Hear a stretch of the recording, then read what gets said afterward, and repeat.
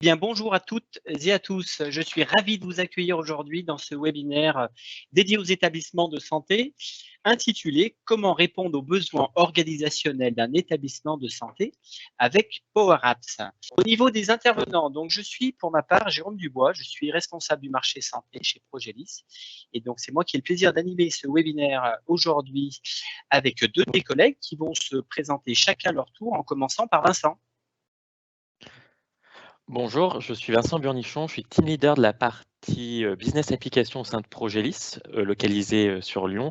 Et du coup, j'ai tout m'occuper de l'intégration de cette plateforme qui est la Power Platform chez les clients du début jusqu'à la fin d'un projet. Très bien. Antoine? Oui, bonjour à tous. Donc Antoine Leroux, je suis consultant avant-vente chez Progelis, l'agence 113, donc basée à Lyon également, tout comme Vincent et Jérôme. Et mon rôle, c'est d'accompagner les commerciaux Progelis dans l'analyse et la définition des besoins clients autour des solutions Microsoft. Super. On va pouvoir maintenant passer à l'agenda.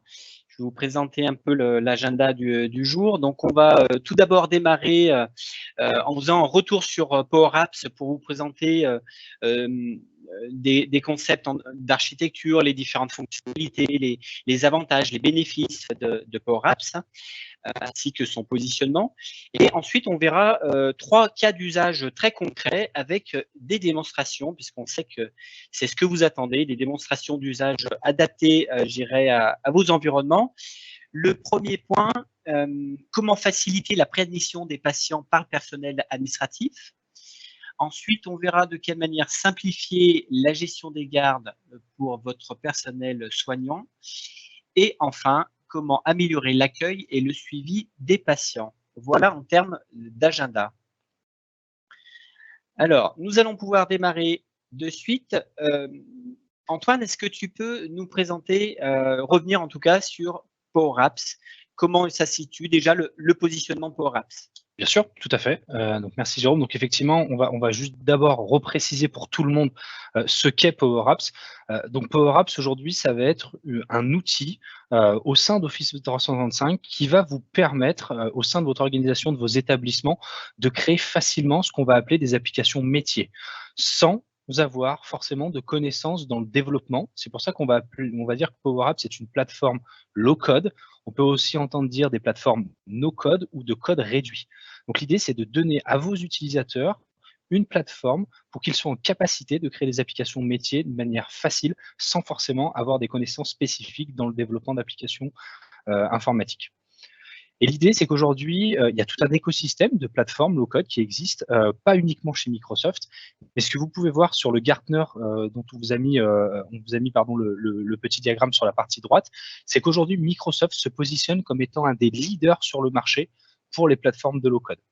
Et en fait, Microsoft est leader de ce marché de par la facilité d'utilisation de cette plateforme, vous allez le voir un petit peu plus tard dans les démonstrations, mais également par cette grande capacité d'intégration de la plateforme Power Apps avec l'ensemble de l'écosystème Office 365.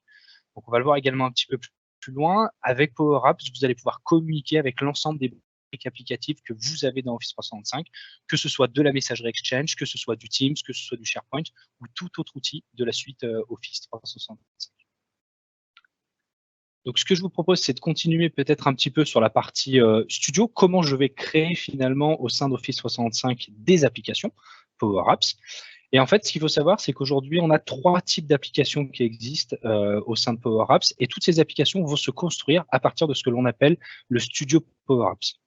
Le studio Power Apps, c'est quoi? C'est une interface entièrement web, c'est-à-dire qu'il n'a rien à installer sur le poste des utilisateurs ou des personnes qui vont concevoir les applications. Donc, c'est une interface entièrement web qui va vous permettre de construire des applications Power Apps de trois types distincts. On va rentrer dans le détail de ces trois types, mais grossièrement, on va avoir des Power Apps Canvas qui sont plutôt pour des besoins métiers, j'ai envie de dire basiques, faciles à mettre en place et qui ont des sources de données faciles. Typiquement, on va avoir des sources de données de type fichier Excel, de type liste SharePoint, etc. Quand vous allez avoir des applications métiers qui sont beaucoup plus complexes, avec des workflows, des cycles de vie, avec tout un tas de choses beaucoup plus complexes d'un point de vue écosystème, on va passer dans la création de Power Apps dites model driven, qui sont, elles, basées sur le moteur de Dynamics CRM, et qui vont vous permettre d'aller beaucoup plus loin dans la logique métier au sein de vos applications. Et enfin, le troisième type d'application, ça va être les Power Apps Portal. Ici, Portal, ça va être pour donner à des utilisateurs qui sont externes à votre système d'information. Donc, typiquement, dans les établissements de santé, ça pourrait être des patients, ça pourrait être des partenaires, des médecins qui ne sont pas à demeure au sein de votre établissement hospitalier.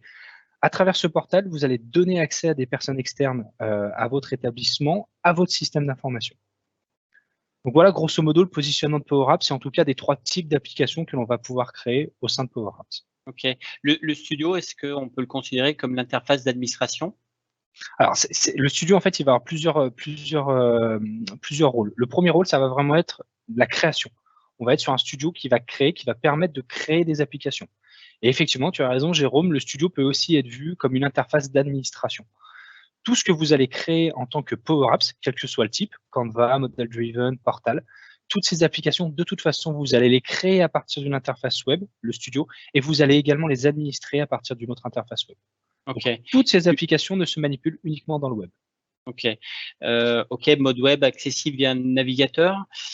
J'imagine qu'on peut y accéder du coup depuis n'importe où. Enfin, est-ce que c'est uniquement depuis l'interne, depuis l'établissement, ou ça peut être également externe? Alors effectivement, vu qu'on y accède depuis un navigateur et qu'on y accède au travers de la suite Office 35, comme les autres outils Office 35, on peut accéder de n'importe où, n'importe quand, à l'ensemble des applications Power Apps, que ce soit pour la création via le studio, pour l'administration ou pour l'usage en tant que tel. Okay. Donc une accessibilité au travers d'un navigateur web, que ce soit sur un PC, sur un PC portable, mais également au travers de tablettes ou de smartphones, suivant le type d'usage que vous souhaitez faire de ces applications. Ok, compris. Ce que je vous propose, c'est de rentrer rapidement dans le détail des trois types d'applications. Donc, ce qu'on vous disait, hein, vous avez par exemple donc, le premier type qui est les Power Apps Canva. Donc, on est pour des conceptions d'applications, encore une fois, dites simples, avec des sources de données qui, elles, ne sont pas complexes. L'idée également, dans ces Canva, c'est de pousser très loin la personnalisation. Typiquement, dans ces applications-là, vous allez pouvoir, au pixel près, définir l'emplacement d'une image, d'un bouton, d'une interaction utilisateur. Donc là, on est sur vraiment des applications simples, mais où vous avez besoin finalement d'avoir une personnalisation qui est extrêmement poussée. Ok. Est-ce qu'on peut personnaliser l'affichage en fonction du type de périphérique? Enfin, du type, oui, enfin, c'est ça. Alors, on peut effectivement personnaliser l'affichage en fonction du type de périphérique. Donc, que vous soyez sur une tablette, un smartphone ou un PC portable, on va pouvoir adapter cet affichage en fonction du périphérique utilisé par vos utilisateurs. Okay. Donc voilà pour la partie Canvas. Si on passe au modèle Driven, donc comme je vous le disais, c'est pour des applications beaucoup plus sophistiquées, beaucoup plus complexes, ayant des processus métiers beaucoup plus complexes et qui font intervenir des sources de données beaucoup plus importantes. Au préalable, dans les Canvas, on était plutôt sur des listes SharePoint, sur des fichiers Excel, quelque chose d'assez basique. Là, on va passer plutôt sur l'utilisation de sources de données, de bases de données beaucoup plus complexes, typiquement un CRM, un SIRH ou ce genre de choses. Les applications model driven, elles sont basées sur le moteur de rendu de Dynamics. Ça veut dire que vous n'allez pas pouvoir personnaliser de manière très poussée l'interface utilisateur. Par contre, le gros intérêt, c'est que finalement, vous allez être en capacité d'avoir des applications qui sont le plus formalisées possible, parce que toutes vos applications vont garder le même type de formalisme. Et donc, pour l'adoption de vos utilisateurs, on est sur quelque chose de beaucoup plus simple. Et donc, pour terminer, sur le troisième type, donc le type de portail. Donc là, comme je vous le disais, le portail, l'idée, c'est de positionner un portail, un site web, encore une fois, pour des personnes qui sont externes à votre système d'information. C'est finalement donner à des utilisateurs qui ne font pas partie de votre système d'information, qui n'ont pas de licence, la capacité de venir interagir quand même avec des données d'établissement que vous souhaiteriez mettre à disposition de ces utilisateurs. Donc là, typiquement, par exemple, ça peut être pour des patients, ça peut être pour des personnels médicaux externes, comme des médecins, par exemple, qui ne feraient pas partie de l'établissement, de la médecine de ville, par exemple, ou d'autres institutions, en fait, qui permettraient d'accéder à des données, mais qui ne sont pas reconnues en tant que telles d'un point de vue identité dans l'environnement de l'établissement. Exactement. C'est pour des personnes, comme tu disais, Jérôme, qui n'ont pas d'identité propre à l'établissement, mais qui pour autant doivent interagir, doivent avoir une interaction avec des données en provenance de cet établissement. Ok. Vincent, du coup, je te propose de nous expliquer ce qu'est maintenant Dataverse for Teams, s'il te plaît. Alors Vincent, tu as ton micro de coupé. Pardon. Bravo Vincent, bravo. Erreur de débutant. C'est ça, ça arrive. Je prenais cette petite nouveauté Dataverse for Teams qui est arrivée il y a vraiment peu de temps et en fin de compte qui permet vraiment de créer une application dans vos équipes Teams. L'intérêt de passer par cette autre technologie et cette autre solution, c'est qu'en fin de compte, vous allez pouvoir créer vos applications métiers collaboratifs directement dans vos équipes et à la place de stocker vos données dans une liste SharePoint comme on a pu voir dans une Canvas traditionnelle, vous allez pouvoir les mettre directement dans une base de données qui sera beaucoup plus rigide où vous pouvez faire beaucoup plus de sécurité derrière. Bien sûr, l'intérêt de faire votre application dans Teams, c'est de transformer vraiment cet outil en hub applicatif, du coup en porte d'entrée. Donc comme ça, vos utilisateurs ne seront pas obligés de passer par une autre interface et ils vont retrouver toute leur application métier directement dans Teams. Donc on va vraiment avoir des fonctionnalités avancées. Vous allez pouvoir intégrer par exemple des petits chatbots avec l'outil Power Virtual Agent. Donc ça va vraiment être intéressant de ce côté-là. Merci Vincent pour cette partie Dataverse for Teams. Donc il y a effectivement une autre possibilité aujourd'hui de créer des applications au travers du portail Teams et des applications encore une fois Power Apps. Si on parle maintenant un petit peu d'iBuilder, donc iBuilder, si vous voulez, c'est un outil qui existe dans la Power Platform, donc qui est également au sein d'Office 365 et qui va vous permettre d'utiliser les capacités d'intelligence artificielle fournies par Microsoft. Typiquement, avec iBuilder, on va pouvoir détecter des objets sur des images que vous auriez prises, sur du scan de notes de frais, de tickets de caisse, etc., d'aller extraire finalement des informations pertinentes que vous souhaitez faire rentrer dans votre système d'information. Donc toute la partie iBuilder, l'intérêt, c'est vraiment d'aller extraire des données qui sont en dehors de votre système d'information, de les capter avec l'intelligence artificielle et de les faire rentrer dans votre système d'information. Autre cas d'usage que l'on a typiquement avec iBuilder, c'est par exemple la prise ou le scan de carte vitale.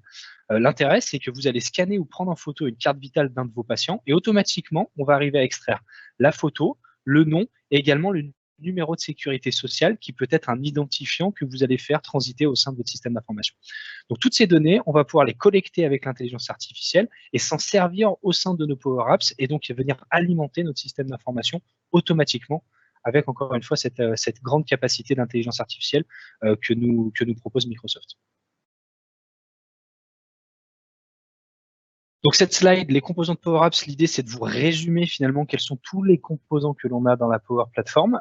Donc on en a parlé un petit peu. Vous avez déjà les Canva, les modèles driven et les portals, donc les trois applications, les trois types d'applications que vous allez pouvoir créer dans Power Apps. En vert, sur la partie gauche en bas, on va retrouver tout ce qui est base de données, source de données. Donc comme on vous le disait, on peut avoir des sources de données de type SharePoint, fichier Excel, donc quelque chose qui est assez basique, assez facile d'accès. On va retrouver le Dataverse qui lui est une base de données complexe et complète avec toute la capacité finalement d'une base de données relationnelle avec les liens entre des tables, des clés primaires, etc., etc. Et on va retrouver en haut gauche les data connectors. C'est la capacité de cette Power Apps finalement aussi à venir interagir avec des applications qui ne sont pas dans le monde d'Office 365. Donc avec un data connector, vous allez pouvoir typiquement récupérer ou manipuler des données en provenance par exemple d'un système SAP, en provenance d'une application métier qui est en local sur vos serveurs d'un établissement, ou également avec d'autres systèmes RH par exemple qui pourraient interagir avec ces différentes Power Apps. L'autre intérêt également de la Power Platform, ça va être la partie orange que l'on a au milieu en bas, qui va être la manipulation de la donnée, le transit de la donnée au travers de flux.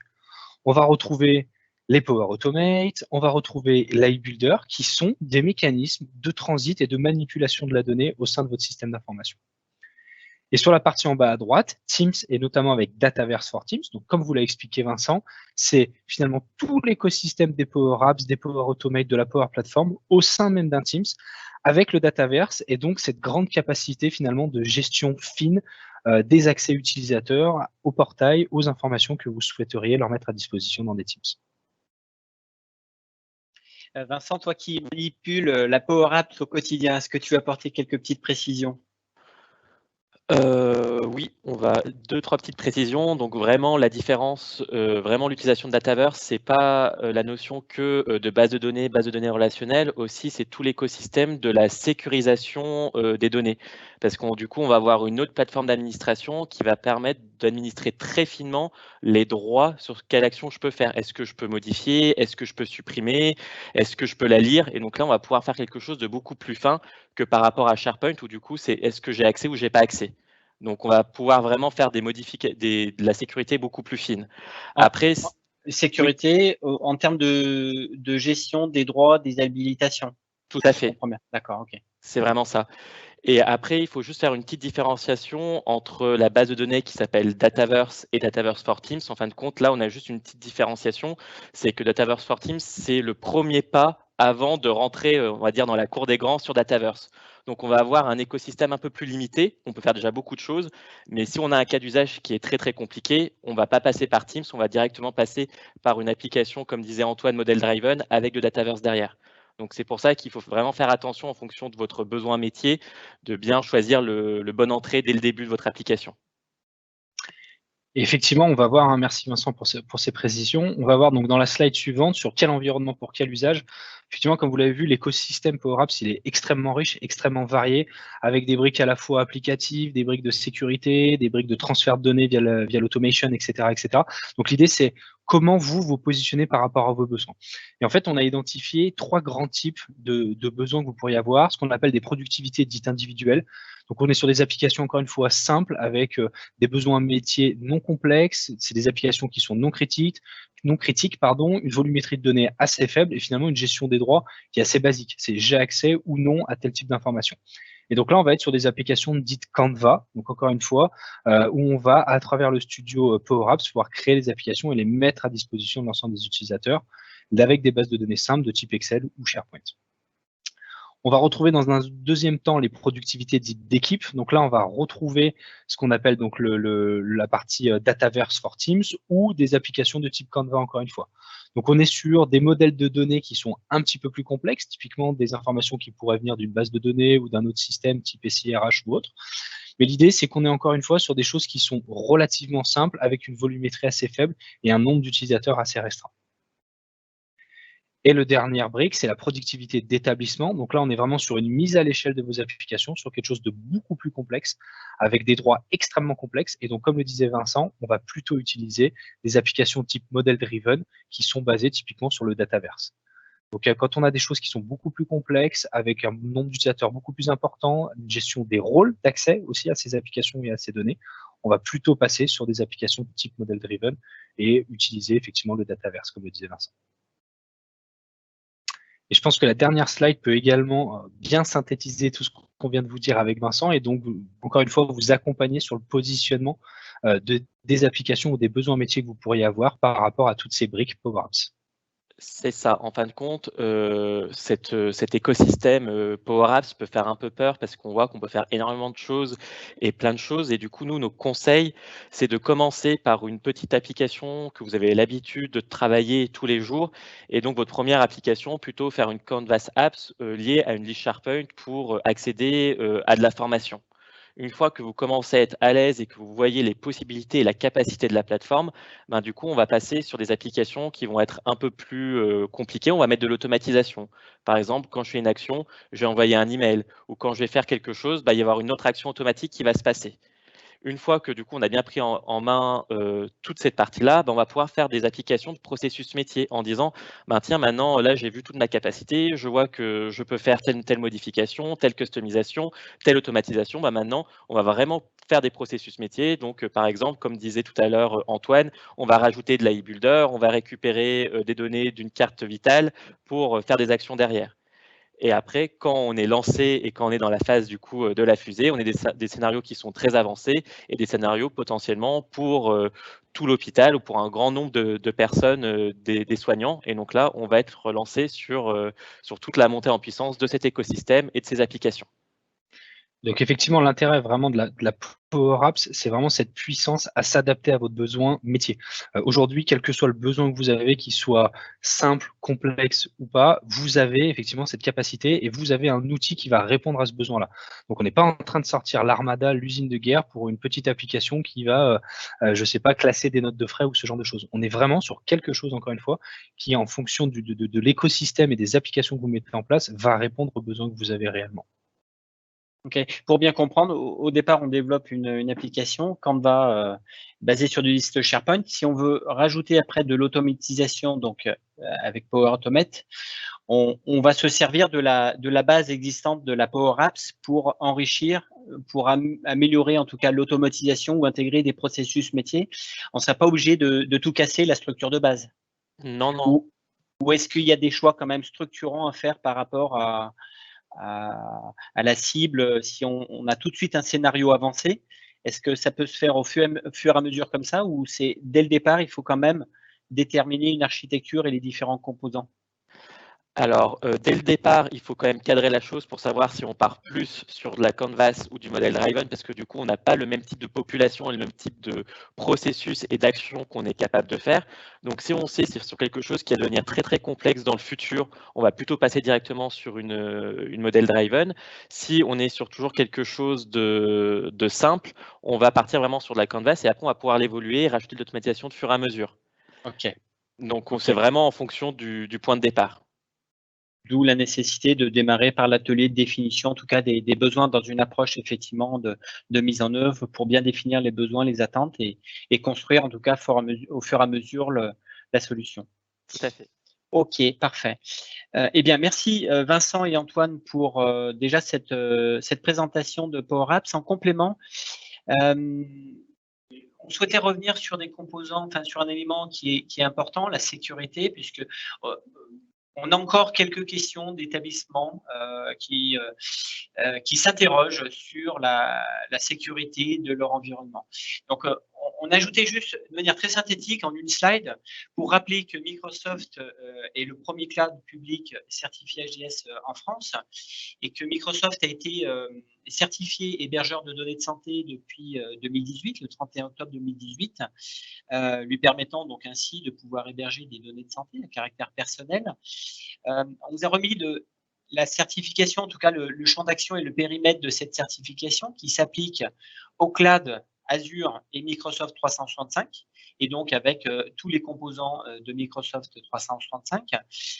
Et c'est valable pour les tenantes hébergées en France, avec 4 data centers hébergés en France, et depuis 2018, ainsi que les data centers de Dublin et Amsterdam depuis 2019. Voilà, c'était Microsoft qui a étendu cette certification un an après. Au-delà de cette certification AGS, Microsoft bénéficie par ailleurs d'un certain nombre de certifications en matière de sécurité et de RGPD. Donc, on vous a mis un lien également pour consulter en tout cas tous les éléments. C'est le Trust Center Microsoft. On vous a mis le lien directement pour y accéder.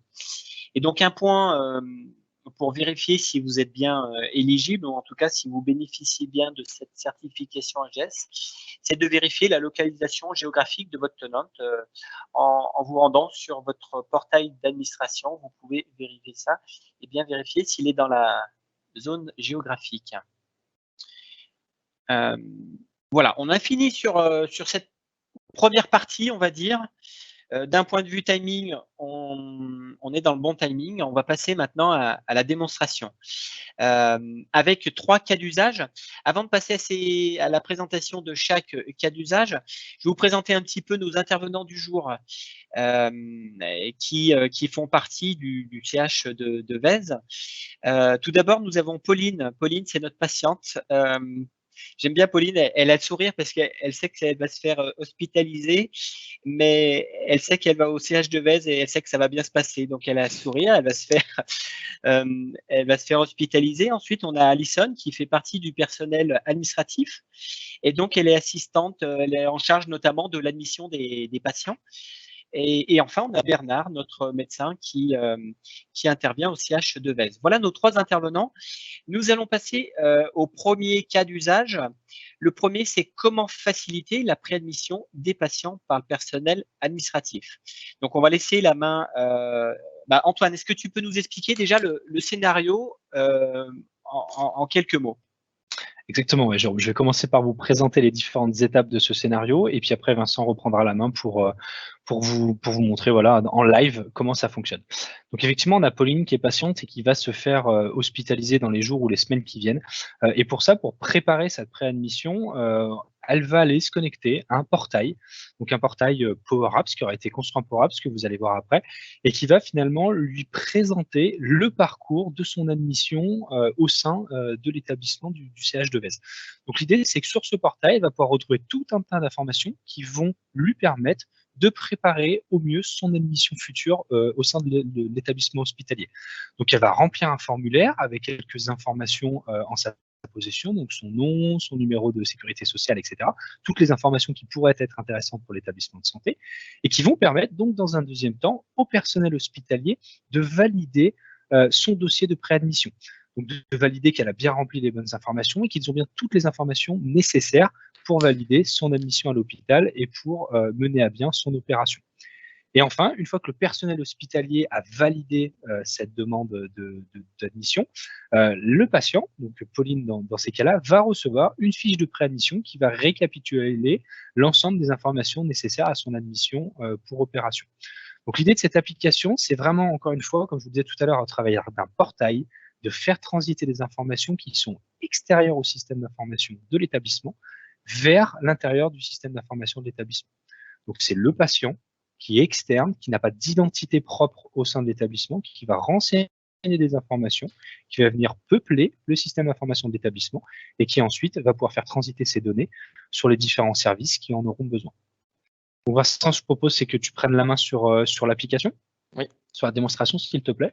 Et donc, pour information, cette application, elle est réalisée à partir donc, du portail Power Apps et également avec un Power Automate qui va venir animer, faire transiter l'information sur les différents services. Donc aujourd'hui, je vais me mettre dans la peau de Pauline, et qui est notre patiente. Elle va devoir se faire hospitaliser pour une chirurgie, et donc elle va se connecter au site du CH de Vèze pour faire sa préadmission. Donc je me suis déjà connecté directement sur notre magnifique site internet, et à ce moment-là, elle va regarder la page d'admission. On a mis une petite étape pour expliquer comment il peut faire son admission guide étape par étape, et à ce moment-là, elle va descendre et elle va cliquer sur préadmission pour accéder à notre formulaire. À ce moment-là, du coup, nous avons des informations texte pour dire qu'il faut bien penser à envoyer sa photo d'identité, son attestation d'ouverture droit à la sécurité sociale, et que le formulaire doit être rempli avant les 5 jours avant sa venue à l'hôpital, ou autrement, il faudra faire directement le dossier au secrétariat. Donc, je vais renseigner mon nom, Lopez, Pauline. Ici, dans le type de dossier, j'indique si c'est pour un nouveau dossier, pour un dossier de suivi. Donc là, c'est pour un nouveau dossier. Et pour la type de consultation, c'est pour une hospitalisation. Donc ma ville de naissance, c'est Lyon. Mon sexe, féminin. Et là, je vais mettre mon adresse email pour au cas où être recontacté s'il manque des informations ou d'autres choses comme ça par le secrétariat.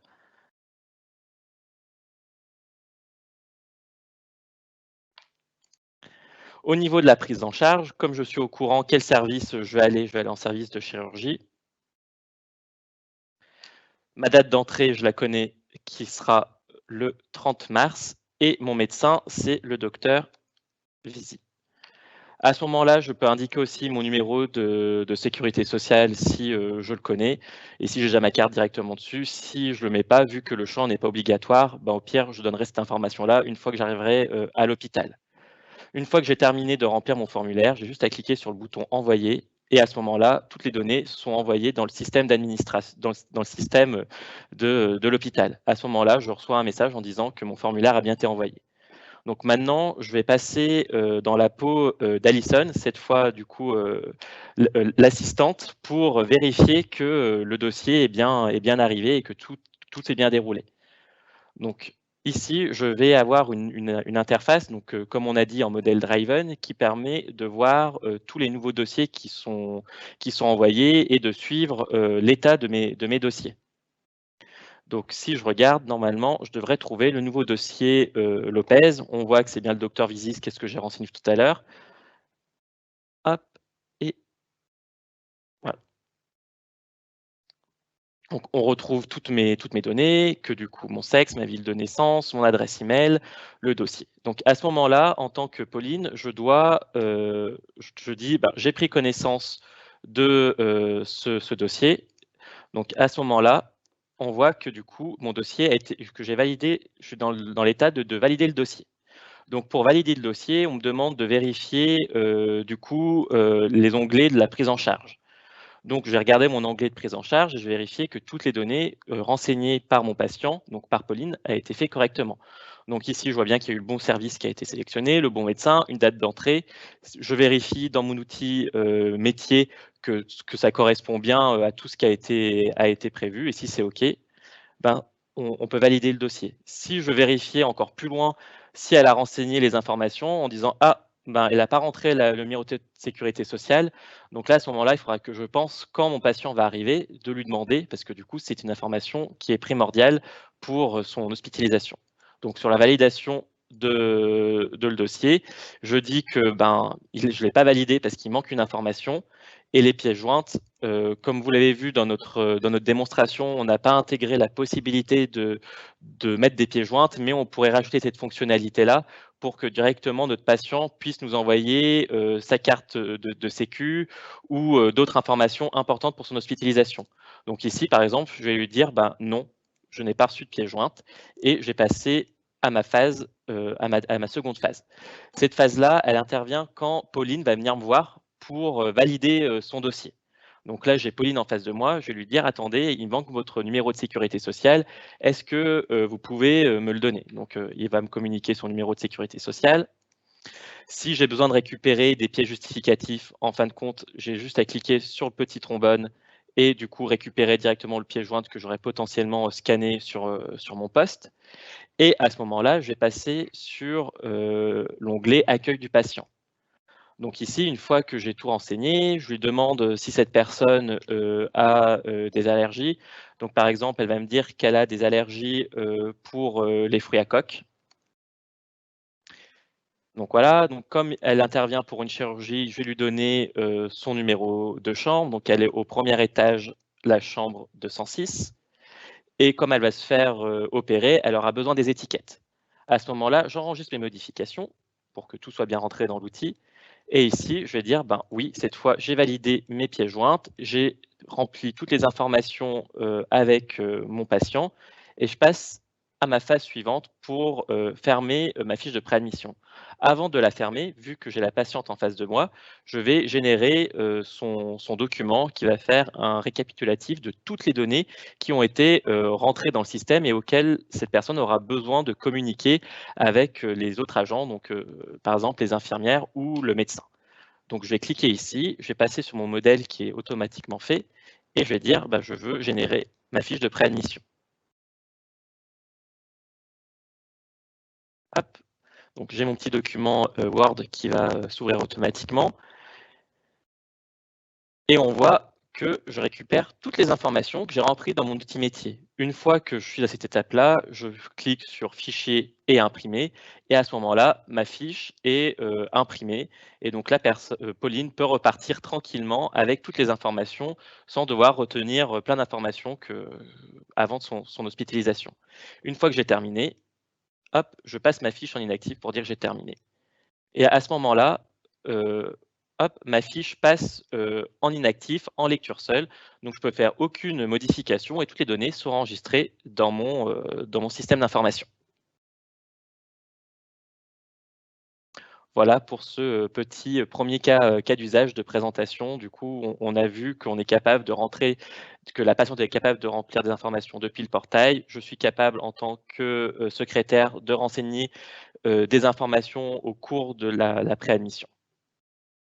Donc, dans ce scénario, effectivement, on a vu, il était à destination d'un patient donc externe à l'établissement. Après, on avait le personnel hospitalier. D'un point de vue usage, bon, c'est un usage qu'on a développé la démonstration pour cet exemple de manière très simple. Il y a différents composants. Donc là, on a accès. Il y a le portail. Derrière, quels sont les autres composants Power Apps qui sont intégrés parce qu'il y a du Power Automate. J'ai vu effectivement le formulaire. Ça génère un document. Ça édite le document Word. Ça, c'est avec peut-être de l'automate. Alors non, pour le document Word, en fait, comme on est perdu. Comme on est en fait, si tu veux, sur le modèle Driven, comme on a expliqué, on a des fonctionnalités beaucoup plus poussées et beaucoup plus orientées métier. Et en fin de compte, cette génération de documents Word est une fonctionnalité native au modèle Driven. Que à contrario, si on l'aurait fait en Canvas, là, on aurait dû le développer avec un Power Automate pour le faire. Donc, c'est tout l'intérêt aussi des cas d'usage et de comprendre quel est l'usage du client et du coup de l'hôpital pour mieux orienter vers quelle technologie et pour éviter de redévelopper des choses qui sont déjà existantes dans une solution ou dans une autre. Ok, parfait. Donc, pour résumer l'usage, effectivement, le patient, il remplit son formulaire de préadmission de chez lui. Voilà. Il renseigne ses documents, il peut y mettre des pièces jointes. Ça lui permet éventuellement de consulter des procédures d'accueil avant de se faire hospitaliser pour le rassurer par rapport à son hospitalisation. Il peut y mettre sa carte vitale, mais aussi son test PCR, par exemple, qui est bien souvent demandé avant une hospitalisation. Donc, en gros, il prépare son arrivée. L'assistante qui est chargée de l'accueil du patient, ça lui permet de vérifier si tous les documents sont bien conformes. Ça lui permet aussi de valider ou de reporter en quelque sorte l'hospitalisation. Voilà. Ok, merci pour ce premier scénario. On va passer au deuxième scénario. Deuxième scénario pour simplifier la gestion de garde pour le personnel soignant. Et on sait que c'est bien souvent compliqué pour les médecins de gérer leur garde et leurs astreintes. Antoine, est-ce que tu peux nous présenter ce scénario ?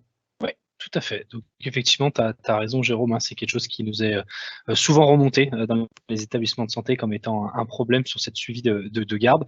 Donc, l'idée, encore une fois, en 3 étapes, à partir d'une application Power Apps, cette fois-ci, qui est dans le Dataverse for Teams. Donc, ça va être une application qui a été créée au travers du portail Power Apps dans Teams et donc utilisée exclusivement au travers de Teams. Donc, ça, Vincent pourra vous le présenter lors de la démo.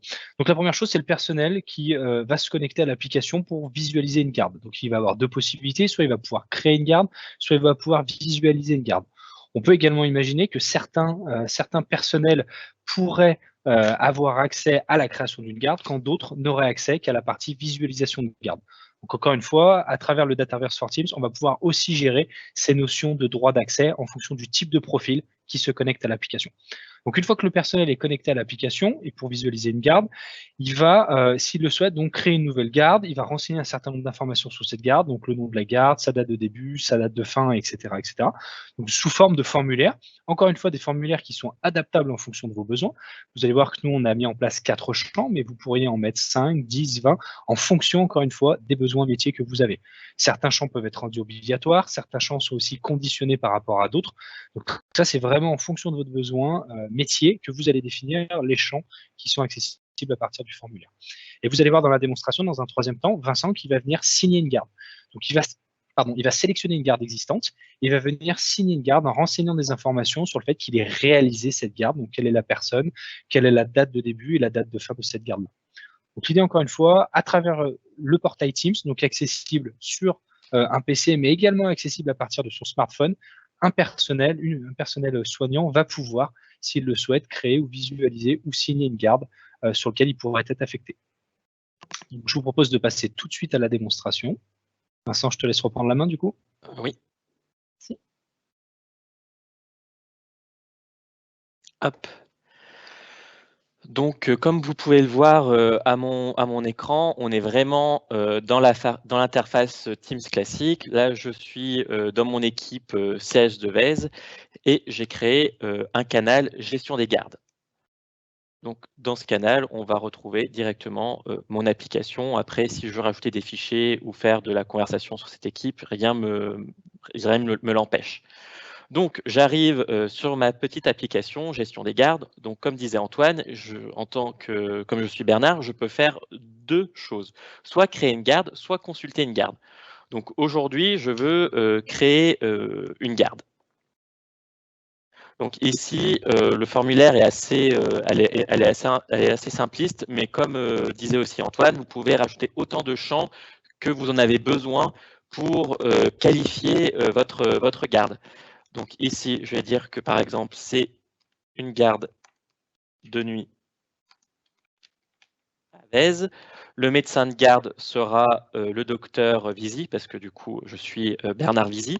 Et je choisis ma date de début pour ma garde de nuit en disant, bah, du coup, je vais effectuer la garde du 20 au 21. Et Là, j'enregistre. Vincent, on est Oui, sur de la saisie manuelle. On peut très bien imaginer une nomenclature pour le nom de la garde avec une liste déroulante par tout à rapport à fait. des gardes le week-end, le soir, les horaires. Pareil au niveau de médecin de garde. Bon, t'es allé vite ici, mais tu peux sélectionner également déjà l'ensemble des médecins qui seraient déjà renseignés et enregistrés. Tout à fait. Après aussi, on peut Ok. imaginer que comme je suis connecté en tant que Bernard Vizy, que automatiquement, dans le médecin de garde, par défaut, j'ai mon nom qui apparaisse pour faciliter la création de la garde. Ici, Tout à fait. on ne l'a pas mis en place, mais c'est des possibilités. Et pareil, pour la date de début, on pourrait présélectionner la date du jour pour gagner du temps aussi. Donc, en fin de Parfait. compte, ça va tout dépendre du besoin et communiqué par notre client hospitalier. Ok. J'enregistre et à ce moment-là, bah, j'ai un petit message pour dire que l'opération était faite correctement et donc il me demande est-ce que je vois faire d'autres actions dans l'intranet ou est-ce que je vais dans le menu principal. Bah, ici, je retourne dans mon menu principal. Maintenant, je vais consulter une garde. Donc ici, je vois toutes mes gardes pré-renseignées et je vois que ma dernière garde rentrée, elle est bien apparue ici vraiment du tac au tac. Après, c'est pareil, ici, si on voudrait pouvoir travailler, filtrer par période, par ordre chronologique ou filtrer par docteur docteur de garde pour gagner du temps, on pourrait rajouter ces filtres-là en fonction de votre volonté, de votre besoin d'aller plus vite si du coup vous êtes un gros hôpital et que vous avez énormément, une liste très grande. Donc, je vais cliquer sur ma garde. Et à ce moment-là, je vais avoir une récapitulative de ma garde, du coup le nom, le médecin, etc. Donc ici, on peut faire toutes les modifications qu'on a envie. Imaginons qu'en fin de compte, pour cette nuit de garde, je suis plus disponible. Je pourrais l'affecter à notre docteur si j'ai envie. Là, on va faire dans le cadre classique que du coup, je suis le docteur Bernard et j'effectue ma garde parce que je suis entre la nuit du 20 et du 21. En fin de compte, ce qu'on a ajouté comme fonctionnalité, c'est vraiment de pouvoir mettre toutes ces actions de garde que j'ai effectuées. Donc là, je vais dire que je crée une nouvelle action de garde. Ici, je vais sélectionner ma garde. Bien sûr, évidemment, on pourrait faire un lien automatique. Je vais choisir mon service en disant, ben, du coup, j'ai intervenu en fin de compte pour le service cardiologie parce qu'il y avait un problème. Donc, problème dans le service. Donc, le motif pourquoi je suis intervenu. Sur le site, bah là, on a dit que c'était sur Vèze, mais si on a différents sites où je peux intervenir, on peut mettre les différents sites. Et du coup, j'ai intervenu sur la nuit du 20. Et s'il y a des détails à donner en plus, parce que du coup, c'était important, bah, je suis capable de renseigner des informations beaucoup plus complémentaires dans ce champ commentaire qui permet de mettre beaucoup plus de lignes d'information. Une fois que j'ai effectué mon entrée, j'enregistre et automatiquement, je reviens sur la page d'avant. Si je retourne sur ma liste des gardes, donc là, j'ai toute ma liste. Par exemple, ici, je vais prendre cette garde-là de Vizy aussi. Je vérifie mes actions. Ici, pour cette garde-là, ben, du coup, j'ai eu aucune action de garde à faire. C'était une semaine, une nuit où c'était très tranquille. Et ben là, je vais la valider en signant ma garde. Donc, j'ai cliqué sur signer la garde. Une fois que je signe la garde, ma garde passe en lecture seule. et automatiquement, je vais recevoir un email en disant « Votre garde a bien été signée ». Ici, pareil, si je veux mettre des informations sur la garde, du coup des informations qui étaient dans mon formulaire en disant le nom de la garde, la date de début, toutes mes actions d'appel, on serait capable d'améliorer le flux Power Automate pour pouvoir avoir toutes ces informations-là. Tout dépend après encore de la finesse d'information que vous avez besoin d'avoir. Et une fois que j'ai terminé, je peux retourner sur ma page d'accueil. Et là, du coup, on a fait tout le tour de ma petite application. Ok, super, merci Vincent. Je regarde l'heure, il nous reste un quart d'heure. Oui. On est dans le bon timing. Ce scénario d'usage est génial parce qu'il répond à de grosses problématiques des médecins pour gérer leur garde, leurs astreintes. Donc là, Vincent l'a présenté, on peut créer une garde, mais aussi on peut les modifier et se les réaffecter entre médecins pour qu'ils changent régulièrement, qui ont la possibilité de s'échanger régulièrement des gardes. Tu as montré, là, l'application est accessible dans Teams. Oui. On peut très bien imaginer aussi un OneNote d'équipe pour partager des informations sur la relève de garde à un moment donné, pour qu'il y ait un compte rendu, un suivi, et tout ça dans le même environnement. En complément, tu n'as pas dû le dire, l'application est disponible dans Teams ou alors on peut l'avoir sur smartphone. Tout à fait. En fin de compte, comme Teams a existé depuis le smartphone, on pourra utiliser l'application depuis l'application Teams de son smartphone ou depuis l'application Power Apps aussi. Ok. En fonction de comment elle a été publiée. Ok, parfait. Parfait. Merci Vincent. Dernier cas d'usage, comment améliorer l'accueil et le suivi des patients? Antoine, est-ce que tu peux nous présenter ce scénario? Oui, tout à fait, Jérôme. Donc effectivement, dernier cas d'usage. Donc là, c'est pour améliorer effectivement l'accueil, le suivi des patients. L'idée, encore une fois, quand on est hospitalisé, c'est de faciliter, de proposer aussi aux patients un parcours ou en tout cas des outils ou des choses qui leur permettraient effectivement de passer un meilleur moment à l'hôpital malgré leur état de santé. Donc l'idée, c'est via une application donc qui peut être fournie sur un smartphone ou sur une tablette, fournie par l'hôpital pour les patients, que ce soit en chambre ou sur un espace partagé au sein de l'établissement. On va retrouver donc une application dans différentes langues et qui va permettre finalement aux patients d'aller rechercher des informations autour de son hospitalisation. Donc ça peut être des informations de type un livret d'accueil, le plan de l'établissement, ça pourrait être des choses aussi autour du bien-être. Donc on sait aujourd'hui dans les établissements de santé qu'il y a de plus en plus de propositions autour du bien-être du patient, que ce soit du bien-être au niveau, je sais pas, d'un coiffeur, d'un dressing, des plateaux repas, etc., etc. Donc ça, c'est toutes des choses qui, à partir de cette application, vont pouvoir être recherchées et visualisées par l'utilisateur. Et enfin, la dernière chose que Vincent vous montrera, c'est comment, effectivement, à partir de cette première application, par exemple sur un soin de bien-être de type coiffeur, on va pouvoir faire une réservation directement à partir de l'application auprès du coiffeur agréé finalement de l'établissement. Donc toute cette application, au travers d'une application Canva Power Apps, va permettre aux patients, encore une fois, d'améliorer sa vie au quotidien au sein de l'établissement de santé. Vincent, je te laisse reprendre la main pour la dernière démo, s'il te plaît. Oui. Si.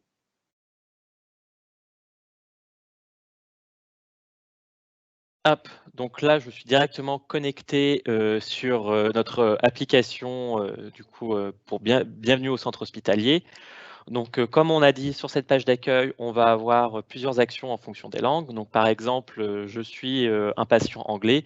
Si je veux avoir les informations, hop, je clique et là, je vais avoir toute l'application qui est en anglais.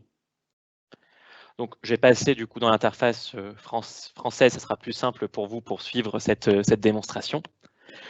Donc, une fois que je me connecte sur cette application, le premier onglet que j'arrive, c'est sur la carte du service. Donc, comme ça, je peux facilement me diriger dans l'hôpital si je cherche un service. Si, par exemple, je dois faire une radio, je peux trouver très facilement et très rapidement le service radiologie. Les petits boutons, ce qu'on a fait pour faciliter cette expérience utilisateur, on a grisé le bouton sur le menu auquel on est pour éviter que la personne se sente frustrée en disant c'est bizarre, je clique, il n'y a rien qui se passe. C'est normal, en fin de compte, on l'a grisé parce qu'on est déjà sur l'espace carte de service. Après, en tant que patient, donc en tant que Pauline, comme je vais me faire hospitaliser, je voudrais bien voir le livret d'accueil pour transmettre des informations à mes proches. Donc, je clique sur le livret d'accueil et ici, j'ai le livret d'accueil qui s'affiche. Ici, on voit qu'une page parce que notre livret d'accueil qu'on a fait en mode démonstration ne fait qu'une page. Mais si vous avez un document qui fait plusieurs pages, pas d'inquiétude, c'est pris en charge par l'application.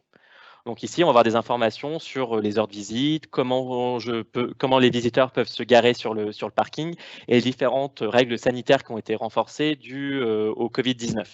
Donc au moins, la patiente a toutes les informations. Maintenant, je me suis fait opérer, je voudrais bien profiter de l'espace bien-être. Donc je vais regarder ce que nous propose le siège de Vèze comme espace bien-être. Donc là, je vois qu'il me propose des services de coiffure et autrement des services de soins beauté. Donc, je peux réserver directement ma petite prestation bien-être. C'est très facile, je clique sur le bouton « Je réserve ma prestation bien-être ». À ce moment-là, je vais être redirigé vers une plateforme pour réserver. Donc là, je vois que j'ai accès à 2 services, soit une coupe de cheveux, soit un service de beauté. Là, je veux me faire couper les cheveux. À ce moment-là, si je préfère un employé ou un autre, je suis capable de sélectionner en disant « Ah, ben, je préfère me faire coiffer par Blandine Poirot ». À ce moment-là, je vais voir les heures de disponibilité de ce service. Donc, les heures grisées sont les heures où, du coup, ou les dates où je ne peux plus réserver. Donc, on voit que le mercredi, le samedi et le dimanche, tout est grisé. Donc, ça veut dire que mon service est fermé. Donc, par exemple, je vais me faire couper les cheveux le 16 et le 16, je vois tous les créneaux disponibles. Donc, par exemple, je vais me faire couper les cheveux à 13 h. En dessous, je vais avoir un formulaire pour entrer les informations pour que du coup, notre service de coiffure soit au courant sur qui doit faire cette coupe de cheveux et à quelle chambre. Donc ici, je vais renseigner. Donc, je m'appelle Pauline.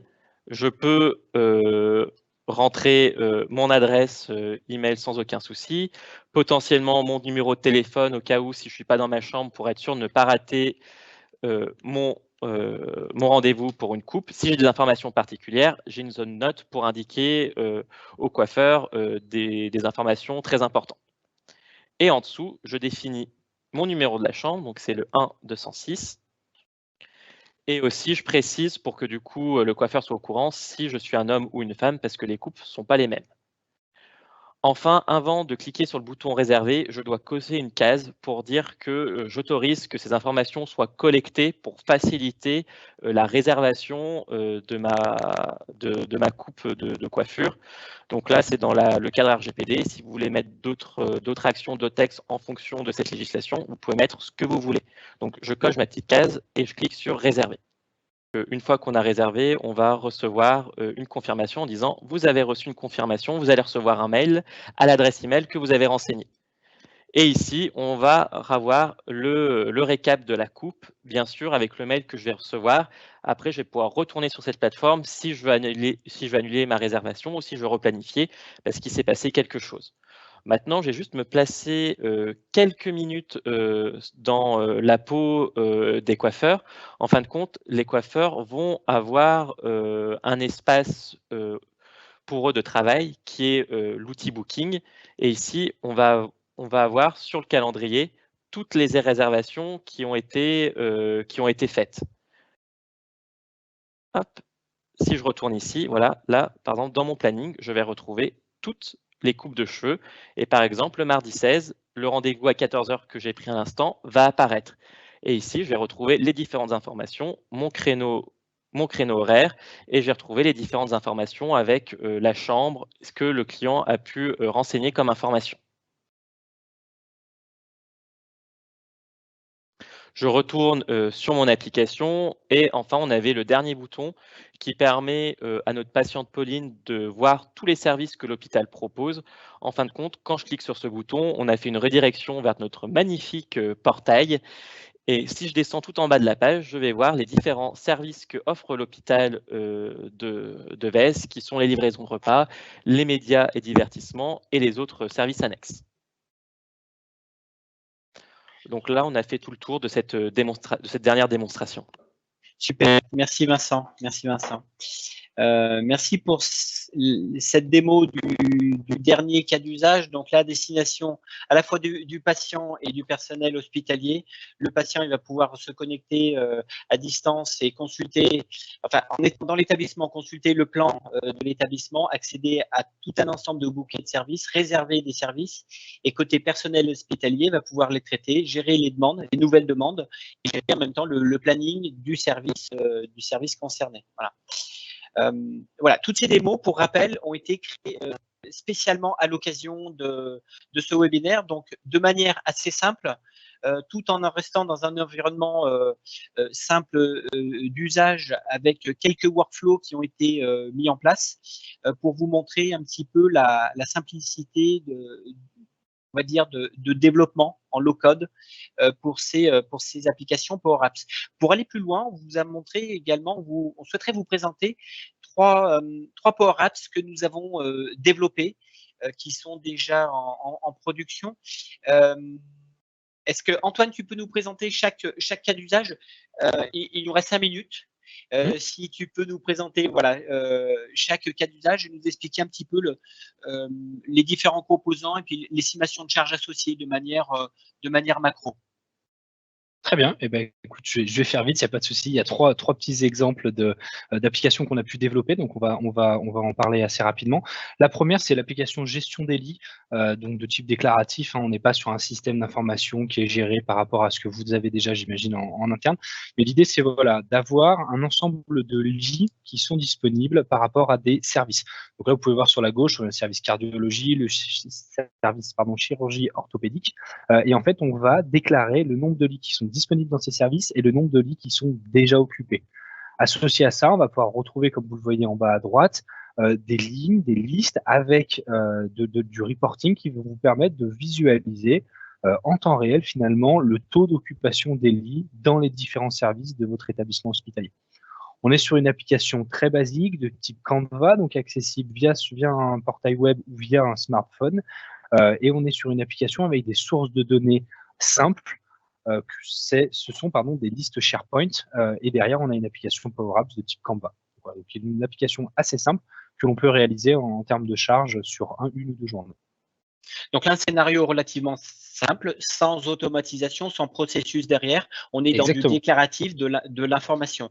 On pourrait très bien imaginer après le coupler avec du Power BI pour avoir des visuels sur le taux d'occupation des lits, pour gérer en tout cas peut-être les transferts de patients d'un service à l'autre.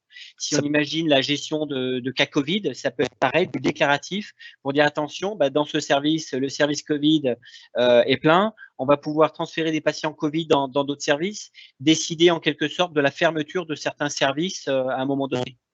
Tout à fait. On peut utiliser cette application comme étant une base. Donc ici, encore une fois, c'est du déclaratif sans automatisation, mais rien ne nous empêche effectivement d'avoir des cas plus complexes avec de l'automatisation, avec des remontées d'alerte, par exemple, sur des services qui sont bientôt en suraffectation en termes de lits. Ok, parfait. Si on passe au deuxième cas d'usage, donc là, on est sur une application, encore une fois, de type Canva, accessible par un portail web ou sur smartphone, pour l'audit des escars au niveau des établissements hospitaliers.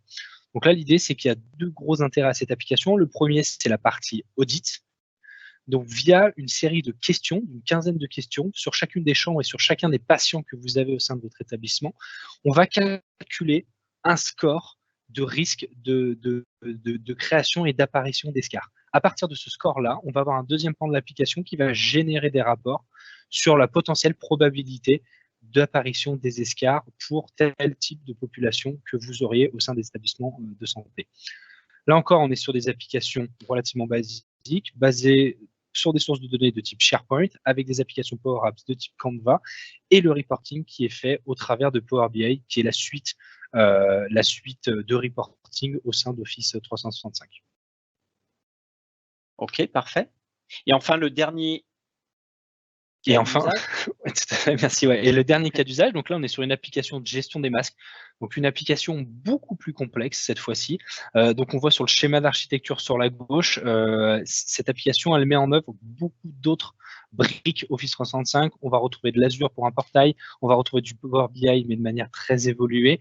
Et en fait, l'idée, c'est de suivre la distribution des masques au sein de points de distribution, donc de mairies, de gymnases, de centres de distribution dédiés, etc. Sur cette application, on va avoir deux types de personnes qui vont interagir. Les personnes qui viennent recevoir des masques, qui vont par exemple scanner un QR code, qui vont pouvoir rentrer et informer qu'elles ont reçu telle quantité de masques. Et on va avoir des personnes qui vont venir administrer cette application pour venir identifier les centres où il n'y a plus de masques ou les centres sur lesquels on vient de réapprovisionner les masques. Donc on est sur une application beaucoup plus complexe, qui met en œuvre beaucoup de briques d'Office 365, notamment dans Azure, avec des fonctionnalités Azure très évoluées, mais qui permettent de déployer et de vous montrer que aussi avec Power Apps, on peut déployer des applications à très grande échelle, encore une fois pour des applications à la fois publiques, mais également des applications au sein de vos systèmes hospitaliers. Pour terminer ce webinaire, j'ai encore 3 petites slides. La première, c'est pour suivre notre actualité dédiée santé. Vous verrez en différents liens. On peut vous proposer de vous inscrire à une newsletter pour rester abonné à nos différentes publications, différents témoignages, retours d'expérience client ou de l'actualité dédiée santé. Et je voulais vous parler d'une initiative sur la slide d'après qui est très importante en lien avec le sujet du jour Power Apps. Microsoft et Progelis vont organiser une initiative au mois de mai intitulée Happy Day. En fait, on va créer un événement au niveau national avec des sessions dédiées par région, dédiées à 2-3 établissements au niveau de la région pour développer un cas d'usage métier adapté à votre établissement. Donc, en fait, sous forme d'atelier en une journée, on va pouvoir déjà vous faire tester et mettre un cas d'usage chez vous en place. On aura très prochainement des informations plus précises à vous communiquer. Donc, ça va se passer au mois de mai. On va communiquer très prochainement par rapport à ça. Notre webinaire touche à sa fin. Je tenais déjà à vous remercier toutes et tous pour votre participation et puis votre présence. Nos équipes restent à votre disposition pour échanger. Merci Vincent et Antoine pour la préparation, l'animation de ce webinaire. Un grand merci à tous et puis je vous souhaite une excellente journée. À bientôt.